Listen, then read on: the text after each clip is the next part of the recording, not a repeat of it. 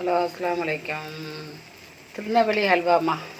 கோதுமை மாவு தண்ணியில் நல்லா கரைச்சி வச்சுக்கிட்டு அதுக்கப்புறம் சீனி கொஞ்சம் இது போடணும். என்னது, கலருக்காக வேண்டி சீனியை கஸ்டர்டு இது அதை போடணும். கேரமில்க் அதுவும் போட்டு அதுக்கு அண்டிப்பருப்பு பாதாம் பிஸ்தா எல்லாம் போட்டு நெய் நல்லா ஊற்றணும். நல்லா சுரண்டுக்கிட்டு வரும் நிமிஷத்தில். இது சொல்லட்டி எடுக்கணும். நல்லா இருக்கும் டேஸ்ட்டாக. வீட்டில் சரி கூட டேஸ்ட் இல்லை, நல்லா கூடவா போடுறோமா. திருநெல்வேலி 4 திருநெல்வேலி ஒன்றா சேர்ந்தாலும் இந்த அல்வா வராது. அவளுக்கு பாதாம் பிஸ்தா இந்த பருப்பு தனி நெய் பார்க்க எப்படிக்குன்னு பாருங்க. லுக் ஆகிக்கிறாண்டு. லைக் பண்ணுங்கள், ஷேர் பண்ணுங்கள், சப்ஸ்கிரைப் பண்ணுங்கள்.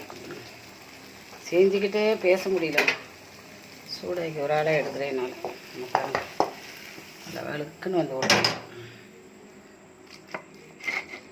எப்படின்னு பாருங்கள்.